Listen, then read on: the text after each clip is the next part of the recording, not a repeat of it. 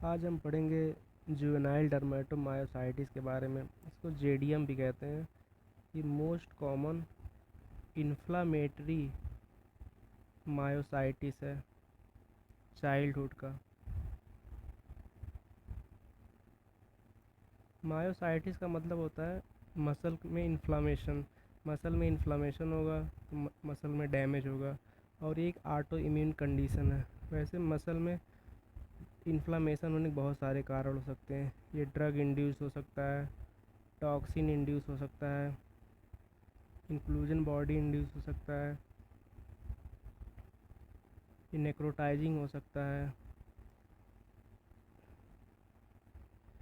मतलब मायोसाइटिस जो है कॉज के बेसिस बहुत सारे टाइप्स का हो सकता है, लेकिन डर्मेटोमायोसाइटिस हम पढ़ रहे हैं, ये एक ऑटो इम्यून कंडीशन है। इसमें क्या होता है, बॉडी का इम्यून सिस्टम खुद की मसल को डैमेज करने लगता है। और ये क्यों होता है, एंटीबॉडी बॉडी अपने खुद की मसल के लिए एंटीबॉडी बनाने लगता है, और उस एंटीबॉडी क्या कहते हैं, माँ और एम एस से माँ और मासी से याद कर सकते हैं।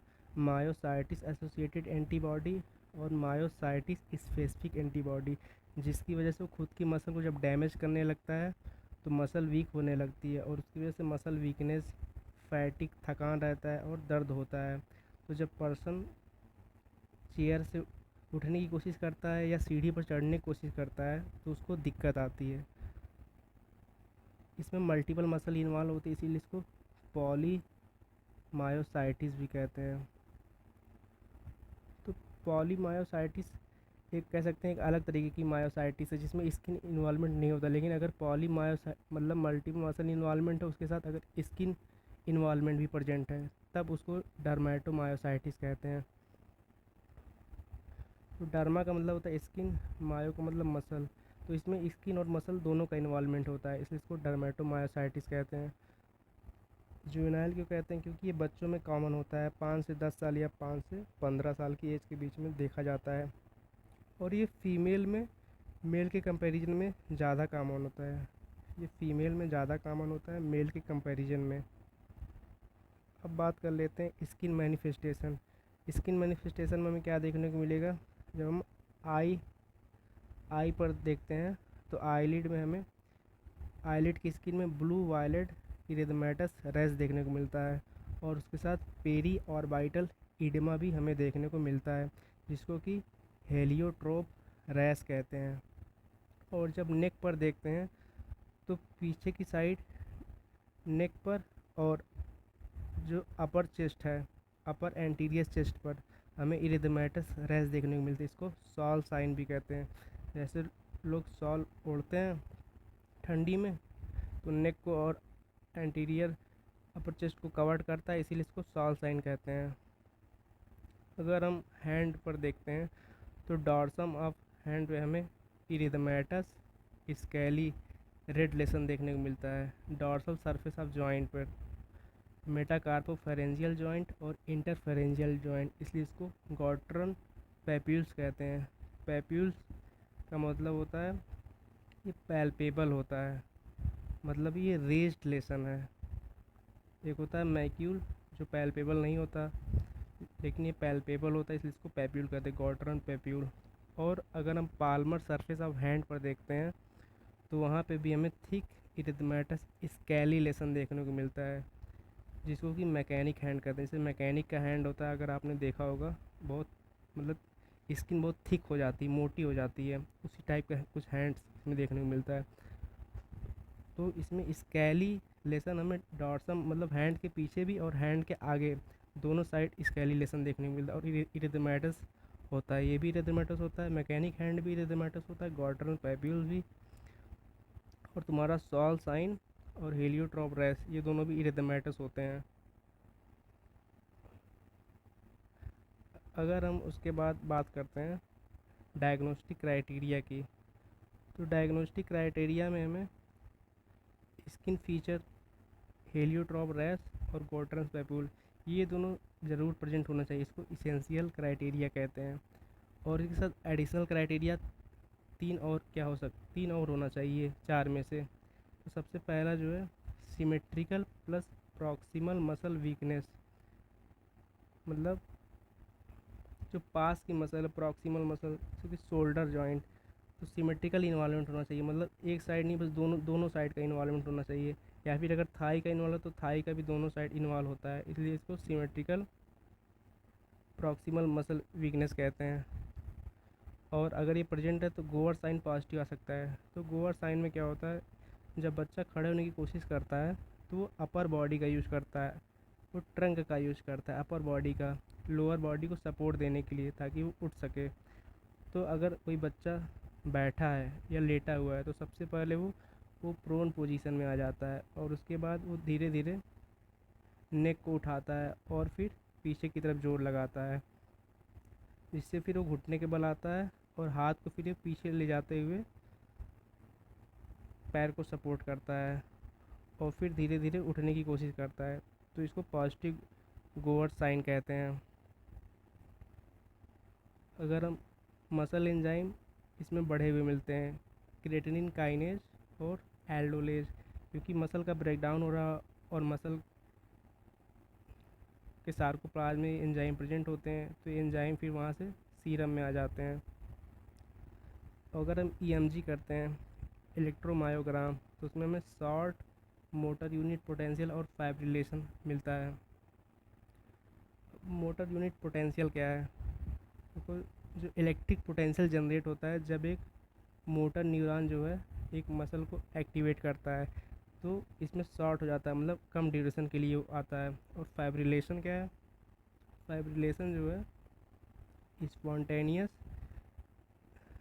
रेगुलर रिदमिक कॉन्ट्रैक्शन होता है, किसका, एक मसल फाइबर का। अगर एक सिंगल मसल फाइबर का कॉन्ट्रैक्शन हो रहा है तो उसको फाइब्रिलेशन कहते हैं। यह इंडिकेट करता है कि डीनर्वेशन हो गया है, मतलब नर्व सप्लाई वहाँ से हट गई है, इसलिए ऐसा हो रहा है। एक होता है फैसिकुलेशन। फैसिकुलेशन में क्या होता है, मोटर यूनिट, मतलब ग्रुप ऑफ मसल फाइबर, इसमें कॉन्ट्रैक्शन होता है। जो ग्रुप कॉन्ट्रैक्शन होता है तो उसको हम विजिबल आंखों से देख सकते हैं, लेकिन इसमें एक सिंगल मसल फाइबर कॉन्ट्रैक्ट कर रहा है तो इसको विजिबल आंखों से नहीं देखा जा सकता। जो फाइब्रिलेशन है वो मायोपैथी और न्यूरोपैथी दोनों है, जबकि जो फैसिकुलेशन है वो बस न्यूरोपैथी है। और अगर हम मसल बायोप्सी करते हैं तो उसमें हमें नेक्रोसिस या फिर इन्फ्लामेशन देखने को मिलता है मसल फाइबर का। तो डायग्नोस्टिक क्राइटेरिया में यही था कि स्किन फीचर, हेलियोट्रोप रैश और गोल्टन पेपुल, ये दोनों ज़रूरी है। और इन चारों जो क्राइटेरिया मैंने बताया, इन चारों में से 3 और प्रेजेंट है तो हम कहेंगे कि उस बच्चे को जुवेनाइल जेडियम है।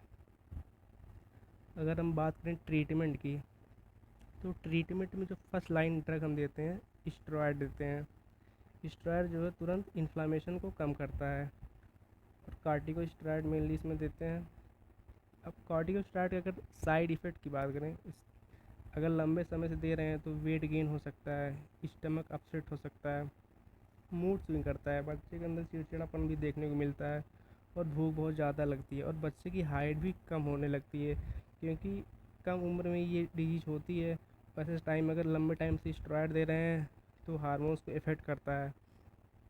बाकी हम सेकेंड लाइन ड्रग्स की बात करें तो इसमें आता है मेथोट्रेक्सेट, जो कि एक डीमार्ड है, disease modified anti rheumatic drug है, जिसको कि दूसरे ऑटो इम्यून डिजीज़ में देते हैं। ये क्या करता है, इम्यूनो मॉड्यूलेटिंग इफ़ेक्ट शो करता है। बाकी जो तुम्हारा साइक्लोस्पोरिन है, ये भी पावरफुल इम्यूनो सप्रेसेंट है। और हाइड्रोक्सी क्लोरोक्वाइन, ये भी तुम्हारा डीमार्ड है। ये हाइड्रोक्सी क्लोरोक्वाइन जो है सिंथेटिक क्लोरोक्वाइन का ही एक फॉर्म है, और इसमें इंट्रावेनस इम्यूनोग्लोबुलिन भी दिया जाता है। ये सब इम्यूनो सप्रेशन कराते हैं क्योंकि ये ऑटो इम्यून डिजीज़ है। अब बात करते हैं मॉडिफाइंग एजेंट की। मॉडिफाइंग एजेंट में और हम क्या देंगे, विटामिन डी देते हैं, जो कि बॉडी से कैल्शियम एब्जॉर्प्शन बढ़ाता है, कैल्शियम के एब्जॉर्प्शन को। कैल्शियम देते हैं बोन डेंसिटी को मेंटेन करने के लिए। प्रोटॉन पंप इनहिबिटर देते हैं क्योंकि स्टमक अपसेट भी हो सकता है। और फोलिक एसिड देते हैं, जो मेथोट्रेक्सोट के साइड इफ़ेक्ट्स में हेल्प करता है, क्योंकि जो मेथोट्रेक्सेट है ये फोलिक एसिड एंटागोनिस्ट है, इसलिए इसमें फोलिक एसिड दिया जाता है। अब नोट्स की बात कर लेते हैं। इसमें लाइव वैक्सीन को अवॉइड करना चाहिए जब तक स्टेरॉयड चल रहा है, क्योंकि स्टेरॉयड क्या करता है, इम्यूनो सप्रेशन कराता है। ये सेल मेडिएटेड इम्यूनिटी और ह्यूमोरल मेडिएटेड इम्यूनिटी दोनों को कम करता है। तो अगर वैक्सीन देंगे तो वैक्सीन से इन्फेक्शन होने का रिस्क ज़्यादा रहते हैं, तो इसमें हम लाइव वैक्सीन को अवॉइड करते हैं। और अगर वैक्सीन देना है तो फिर स्टेरॉयड स्टॉप होने के 1 मंथ बाद हम वैक्सीन दे सकते हैं। बाकी इसमें हम सन एक्सपोजर को भी अवॉइड करते हैं, क्योंकि स्किन मैनिफेस्टेशन इसमें देखने मिल रहा है, स्किन रैशेज वगैरह हैं, तो अगर सन की रेज पड़ेंगी तो कंडीशन को और भी ज़्यादा वर्स बना सकती हैं। इसलिए इसमें हम जितना हो सके सन एक्सपोजर से बचना चाहिए। और बॉडी, अगर बच्चा बाहर जा रहा है तो उसको ऐसे क्लॉथ पहनाते हैं जो कि बॉडी को कवर करे, जहाँ भी रैश, कम से कम जहाँ रैश है वहाँ की एरिया तो कवर होनी ही चाहिए। तो ये छोटा सा टॉपिक था जेडीएम के बारे में। अगर आपको लेक्चर अच्छा लगा हो तो लाइक, शेयर, सब्सक्राइब और कमेंट करना ना भूलें। Thank you for watching. मिलते हैं नेक्स्ट वीडियो में।